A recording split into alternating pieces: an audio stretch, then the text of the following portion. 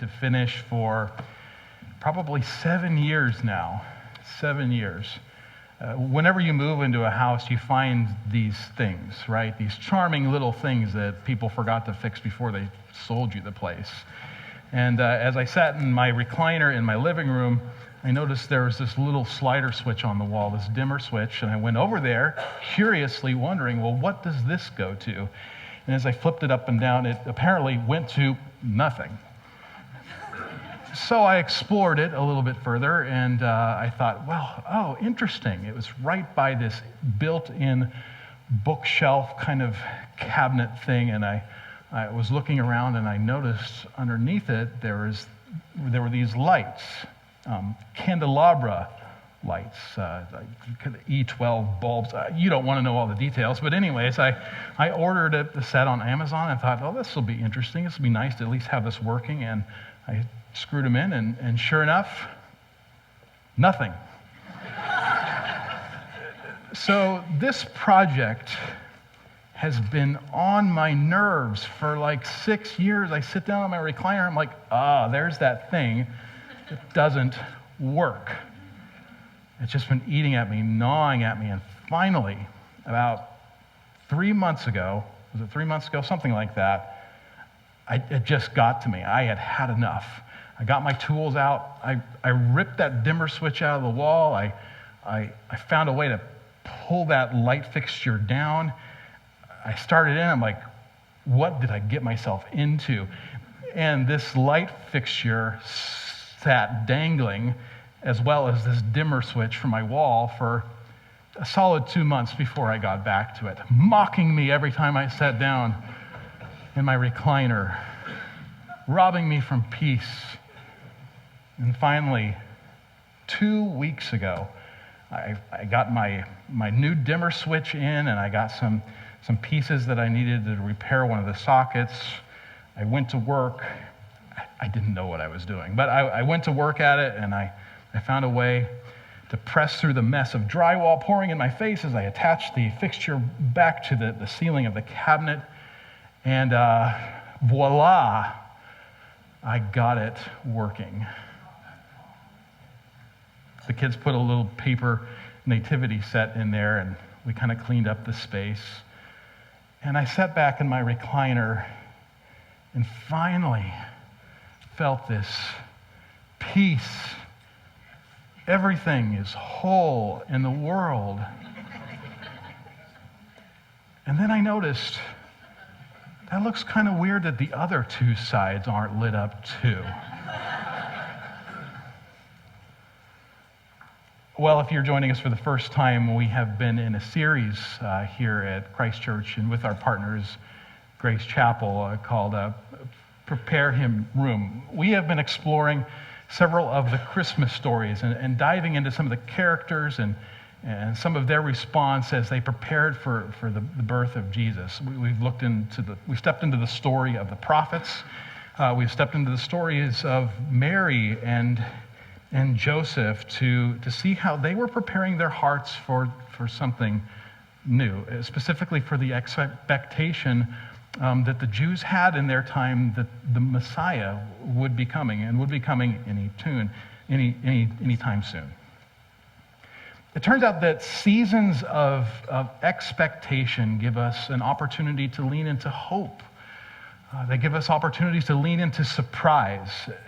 They even seize the opportunity for us to be cared for and to provide care to those whom we love. But what do we do when those seasons of expectation turn into seasons of restlessness instead? It turns out that my little foray into candelabra lighting reminded me of something very important. We as human beings were not made to be immobile.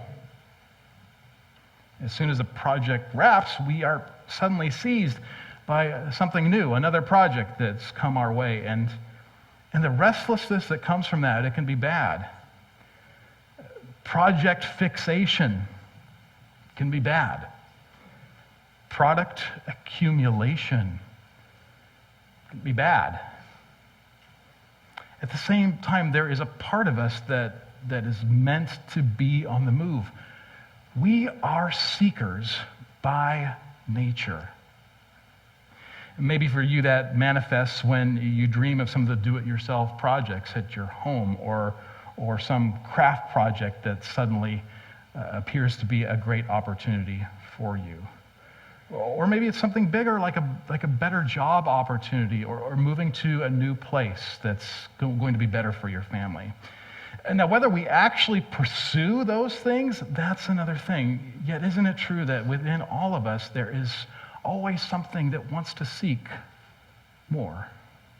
Seek more. And all of that seeking can be good. At the same time, and this is important, how can we ensure that our seeking is the best kind? The kind that actually improves our lives instead of offering mindless distractions. The kind that offers meaningful life instead of momentary bliss. Or the kind that amplifies the lives of those around us instead of only making better the journeyman's life, the one who is seeking it. How can we protect our hearts from the bad kind of seeking creeping in? How can we ensure that our seeking is best? That's what I want to talk with you and have a conversation with you about today. And to do that, I want to talk about 3 kinds of seeking. And to do that, we're going to turn to one of the most seekiest stories in the Bible, if that's a word. It is now. We're going to turn to the story of the wise men, the story of the magi. But it just might happen to be that story in Matthew chapter 2 may not be as much about the magi as we were led to believe. Matthew begins with this in chapter 2. He says, "After Jesus was born in Bethlehem in Judea, during the time of King Herod, magi from the east came to Jerusalem and asked, 'Where's the one who's been born, King of the Jews? We saw his star when it rose. We've come to worship him.'" Now, we don't know that much about these mysterious men. In fact, we don't even know what the word magi means. Literally, in the Greek, the original language that this was handed down to us, and the word is magoi. It's not translated. It's the exact same word, and that tells us something. There's a little bit of mystery around this word and what it signifies. There's a lot that we don't know. Now, unlike the popular song, it's probably not referring to kings. I love that song, but it's probably not referring to kings. And nowhere in this passage does it say that there are 3. Yes, there are 3 gifts, but there could have been 8. There could have been 2. We don't know. And these were probably religious figures from out east, maybe somewhere like in Babylon, which was 900 miles away from Jerusalem. Now, hundreds of years before, the Jews, they were sent into exile. They were sent into exile into Babylon. So the Babylonians were familiar with Jewish culture. They knew about some of the ideas, and even during this time period, secular authors wrote about the fact that people out east were widely aware of a prophecy that a king would rise from Judah and provide peace to the world. So, one of the things that we can probably surmise is that they were priests familiar with some of the Jewish customs. Chances are they were astrologers too, and that meant something maybe a little bit different back in those days, but they were people who looked into the skies, they looked at the patterns of the stars, they analyzed things, and they used that in a religious sense to determine what was to happen or perhaps where they should go. And that's important for a couple of reasons. First, it tells us how they got to Jerusalem, at least the technical reason that they went.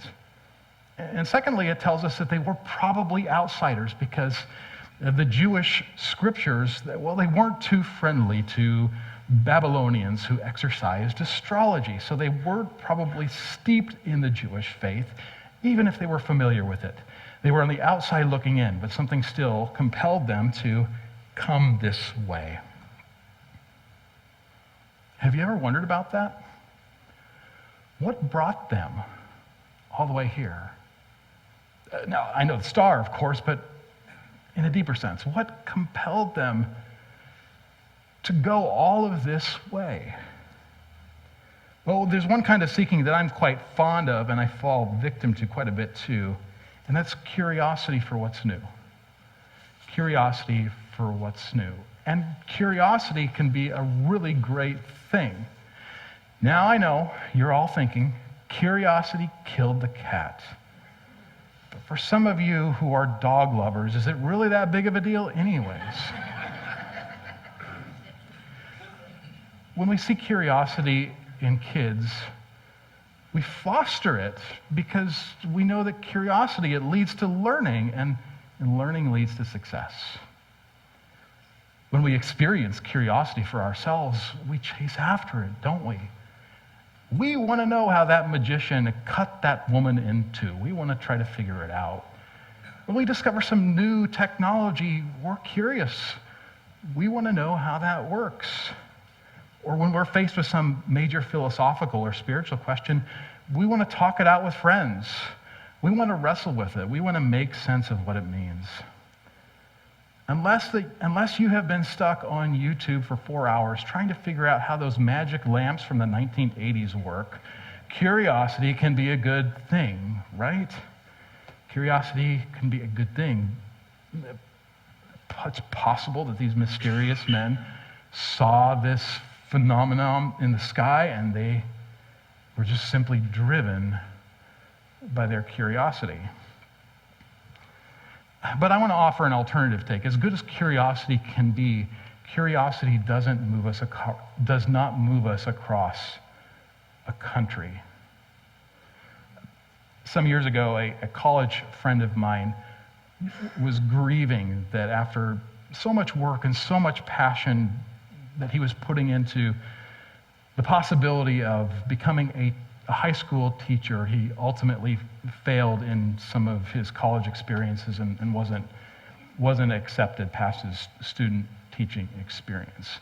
And I remember listening to him at length, just his love and his hope to be a part of this profession. And he would talk about his student teaching experience and how he created these experiences that would pique people's curiosity. He would ask them questions about how this came about and how we got this. I couldn't help but think of him several years ago when I read a book called Made to Stick. That's all about how we teach people in a way that's most effective. And in one chapter, it talked about, it gave at least an illustration of how we can make math, teach math in a way that made it last. And the claim that the authors made in the book is that you can't just teach the facts only, and you can't count on interest and intrigue in the information by itself. What you have to do is you have to connect it to a real life experience of theirs, something that they want to do and something that they care about. If you can show a kid that learning math eventually will make them a better wife or a husband, or make them better fathers, better mothers, or more successful at whatever they do, that's the kind of information that's going to stick, because there's more than facts beyond it. There's an emotional push. Facts are good, facts are critical, but facts alone don't move us. Which is why chances are curiosity didn't push this strange group of men to another country, 900 miles away. And these figures, and just like these figures, we too probably wouldn't be pushed to do the same on facts alone either. So the first kind of seeking is curiosity for what's new. And if curiosity is a good thing, a good kind of seeking, but certainly not the best. They're certainly a kind of seeking that is, at least one kind among many, that is not good and potentially could cause quite a deal of damage. And that brings us to the next portion of our reading. When King Herod heard this, he was disturbed, and all of Jerusalem with him. When he had called together all the people's chief priests and teachers of the law, he asked them where the Messiah was to be born.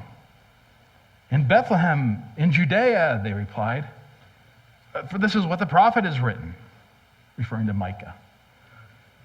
But you, Bethlehem, in the land of Judah, are by no means the least among the rulers of Judah, for out of you will come a ruler who will shepherd my people, Israel.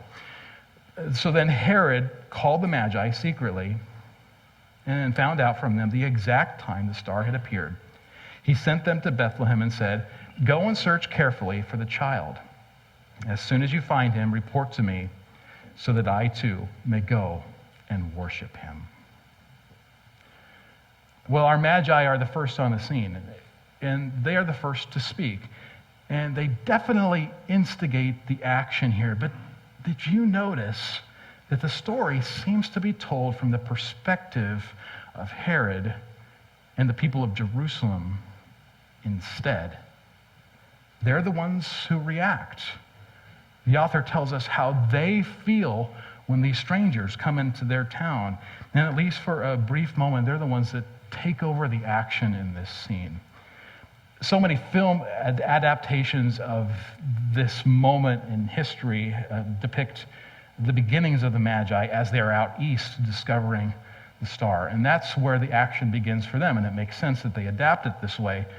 But if Matthew was given a camera, he probably would have positioned the camera not on the Magi for the first scene, but on the faces of the people in Jerusalem to get a sense of their reaction, like one of those old westerns when suddenly some stranger comes swinging in through the gate.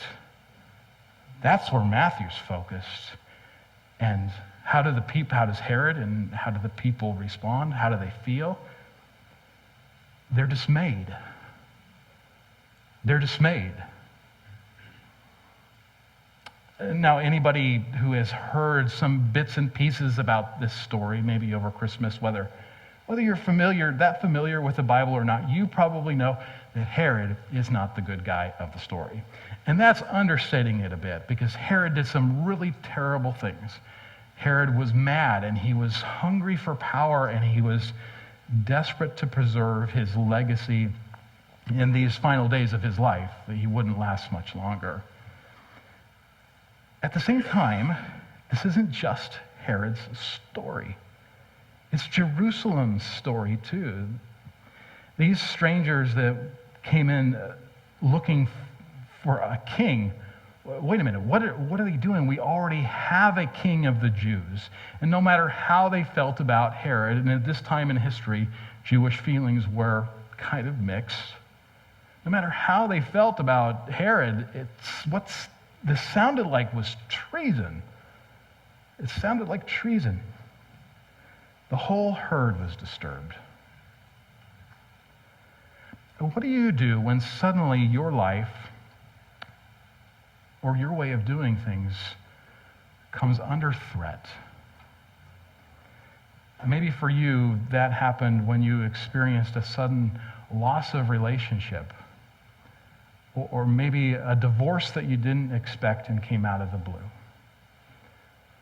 Perhaps that happened for you when you were working towards an education or a degree, and suddenly you found out that you couldn't finish.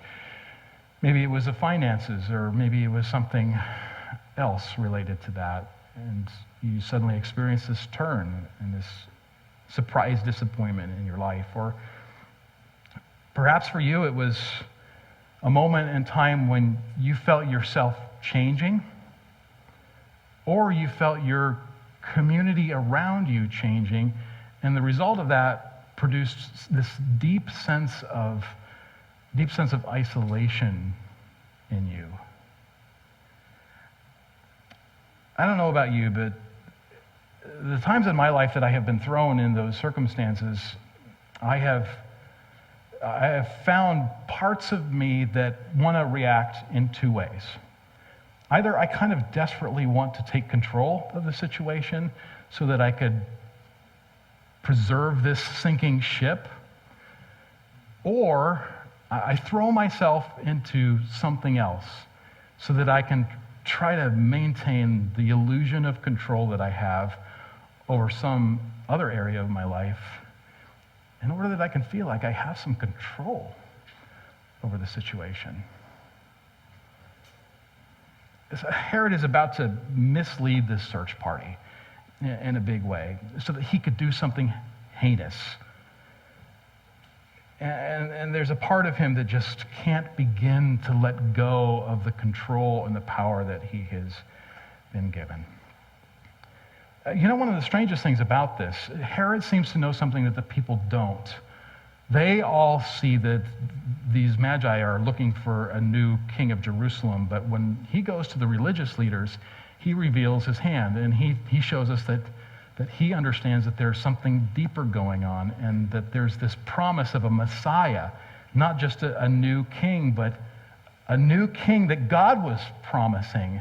And even though this seemed to be an act of God, Herod was bent on trying to stop it.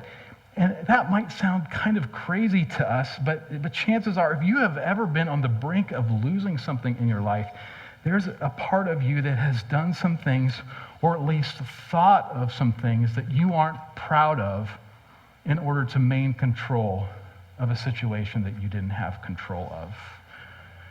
Maybe you walked away from a relationship or somebody because you wanted to be the one who walked away because you were afraid they would walk away from you. So you could feel like you were the one that had control in that situation. Maybe you manipulated a situation to get what you felt like you needed. Or maybe you said some things that you just wished that you could take back. That's why seeking to control what's new can be so dangerous. It can bubble up things in us that we aren't proud of. And it can also really hurt the people around us. So we've talked about two kinds of seeking. Seeking for curiosity, which can certainly be good, also be distracting. We've talked about seeking to control new things so that we can be safe and we can understand and empathize with that. We have all been there, and there are often reasonable intents there. Let's transition to the last one. And here's how Matthew continues. After they had heard the king, they went on their way, and the star they had seen when it rose went ahead of them until it stopped over the place where the child was. When they saw the star, they were overjoyed. On coming to the house, they saw the child and his mother Mary, and they bowed down and worshiped him. Then they opened their treasures and presented him with gifts of gold, frankincense, and myrrh. And having been warned in a dream not to go back to Herod, they returned to their country by another route. Over the past few weeks, Pastor Joshua has been bringing in some paintings of the Nativity to help us enter into some of these scenes. So with that inspiration, I scoured the internet looking for some paintings of the Magi. And this ancient one from Leonardo da Vinci is one of the first ones that came up, called the Adoration of the Magi. This is actually one of Leonardo da Vinci's very first commissioned works. And maybe you can notice, if we could pull it back up, that it's unfinished because he eventually moved away from that area. It's an unfinished work, but we still get a sense of a really interesting story going on here. There's chaos all around, except for in the very center where Mary and the Christ child are. But in the midst of that chaos, there's Also, a lot of emotion. You get a sense of reverence. Matthew has included 3 men with gifts, but there's actually a whole horde of people. So maybe Matthew wasn't thinking in terms of the traditional 3. You see all this emotion, you see this excitement, you see this reverence, you see this wonder. It's really a lot to take in. One of my favorite views is the man to the right of the child. He's only like 2 feet away from Jesus, but he has his hand covering his eyes as if he can't possibly see close enough. But this painting and all of the others that I looked at, they seem to be missing one emotion from the story that Matthew tells us. They all seem to not really grasp it or take it in. And that emotion is this: joy. The Magi didn't encounter a prince ready to lead a revolution. They didn't discover a philosopher. But when the star strangely moved, when the star was strangely moving, settled that night, they experienced joy. That's because they knew that God was in what they were doing no matter what was going to happen next. It's not uncommon this time of year to see signs out in yards that say, "Wise men still seek him." And in many ways, that would have been true of the Magi in the sense that as priests or religious officials in their culture and in their time, they would have very much been respected as wise people. But I think if we lean into that a little bit too much, we miss the point, because there was a little bit of foolishness on their part here. They were abandoning their culture, everything that they knew, perhaps even their reputation, to walk nearly 1,000 miles. There was almost foolishness to this. It wasn't that it was unintelligent, but there was something kind of radical about this. It wasn't their smarts that got them there, it was their hearts that got them there. They left what they had, they came to a land and a people that they weren't a part of, because their seeking was the kind that was open to God doing something new. So God took their hearts, and his joy led them onward. At our house, we've been reading through the Chronicles of Narnia. And I just finished the 3rd book in publishing order with the 2 older kids. It's called The Voyage of the Dawn Treader. And if you're not familiar with the Chronicles of Narnia, it was written in the 1950s for children. It's a children's book. And it was written almost as an allegory for what life with Christ looks like, what life with Christ is. In The Voyage of the Dawn Treader, we encounter 3 children from Earth who go on this voyage, almost like the story of Ulysses. They travel the seas from islands to islands with the king of Narnia, Prince Caspian, as they look for some of the missing lords of Narnia, encountering all sorts of strange creatures and troubles along the way, revealing things about themselves. Well, near the end of the book, they have accumulated most of the lords. They found out where most of them are, anyways. And they find 3 lords at the very end who are asleep, the last of the lords. And they learn in this moment that there has been a spell cast upon them. And in order to awaken them, they must go where, at least reportedly, nobody has ever gone, and that's to the very ends of the earth. Apparently, Narnia is a flat earth situation. They have to go to the very ends of the earth, where rumor has it, just beyond that, Aslan's country, Aslan, who is the figure representing Jesus, Aslan's country lies. It's full of risk. It's full of uncertainty. But a segment of the crew presses on ahead. And even though this is a book written for children, the language can capture the imagination of the adults. And as it describes the movement towards the ends of the earth, several things stood out to me. First, the sun.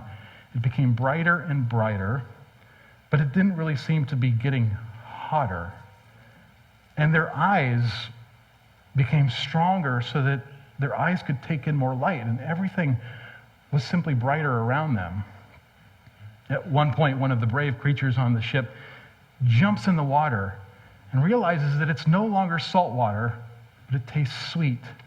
In fact, it's the sweetest taste that the creature and all on board have ever tasted. And the water, it seems to be heavier. It's almost like food. They could drink from it and never be thirsty and never be hungry again. As they press on a little bit further, they notice that the green sea kind of gives way to a sea that's filled with white and gold. And as they get a little bit closer, they realize that there are lilies covering the entirety of the sea in this beautiful, amazing image of what could be. It is like nothing that they could imagine, and it's like everything they wished they could. But before the scene ever takes place, there's a moment on one of the islands where they have to set their course, and the Prince Caspian, the king of Narnia, he speaks to everybody on board who have risked their lives, who have gone a long way with them, and he basically gives them a choice to go on with them to the end of the world or be picked up on their way back. And one sailor stays behind. And this just caught my attention, so I want to read this to you. His name was Pittencream, and he stayed on the island of the star all the time the others were away looking for the world's end. And he very much wishes that he had gone with them. When the others returned, he felt so out of things that he deserted on the voyage home at the Lone Islands, where he told wonderful stories about his adventures at the end of the world, until at last he came to believe them himself. So you may say, in a sense, that he lived happily ever after. But it wasn't true.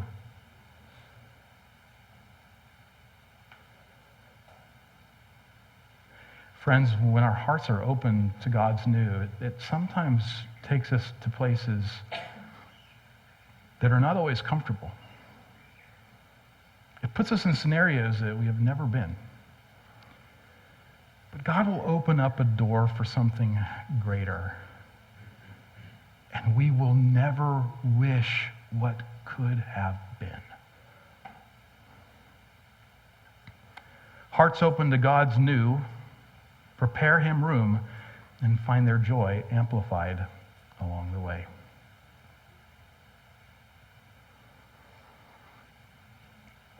So as we enter into this busy holiday season, right into the thick of it, let me just create some space for you to ask yourself, what kind of things